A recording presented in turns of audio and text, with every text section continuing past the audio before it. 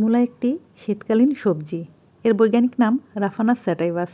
এটি মূলত এশিয়া ও ইউরোপে উৎপাদিত হয়। এর মূল সবজি হিসেবে ব্যবহৃত হয়। এটি কাঁচা সালাদ হিসেবে খাওয়া যায় তেমন রান্না করেও খাওয়া যায়। বিভিন্ন জাতের মূলা পাওয়া যায়। দেশীয় মূলার ভিতরে বাড়ি মূলা 1, বাড়ি মূলা 2 বেশি জনপ্রিয়, যেটা আমরা সাদা এবং লাল রঙের বাজারে দেখতে পাই। এছাড়া কিছু আন্তর্জাতিক জাতও আছে।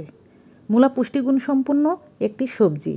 এটা হজম শক্তি বাড়ায়, কোষ্ঠকাঠিন্য দূর করে, ওজন নিয়ন্ত্রণে সাহায্য করে, কারণ এতে কম ক্যালোরি ও বেশি ফাইবার থাকে।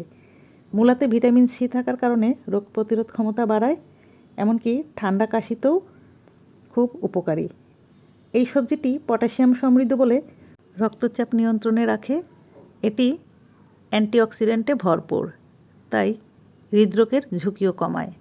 লিভার ও কিডনির কার্যকারিতা বাড়ায়, শরীর থেকে টক্সিন দূর করে দিতে সাহায্য করে, রক্তের শর্করা নিয়ন্ত্রণে সাহায্য করে, ত্বককেও ভালো রাখে, রক্তের লোহিত কণিকা তৈরিতে সাহায্য করে, ফলে অ্যানিমিয়া দূর হয়। এতে প্রাকৃতিক অ্যান্টিফাঙ্গাল উপাদান রয়েছে। মূলার পাতাও খুবই উপকারী, তাই শাক হিসেবে পাতাটা খাওয়া যেতে পারে।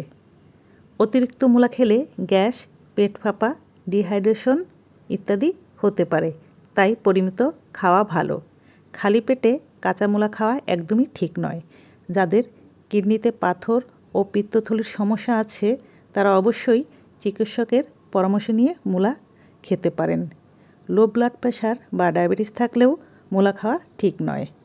খেলেও চিকিৎসকের পরামর্শ নিয়ে খাবেন। আমি আজকে মাছ দিয়ে মূলার তরকারি রান্না করেছি, মাঝে মাঝে ভাজি করেও খাই। আজকে এ পর্যন্তই। সবাই খুব ভালো থাকবেন। আল্লাহ হাফেজ।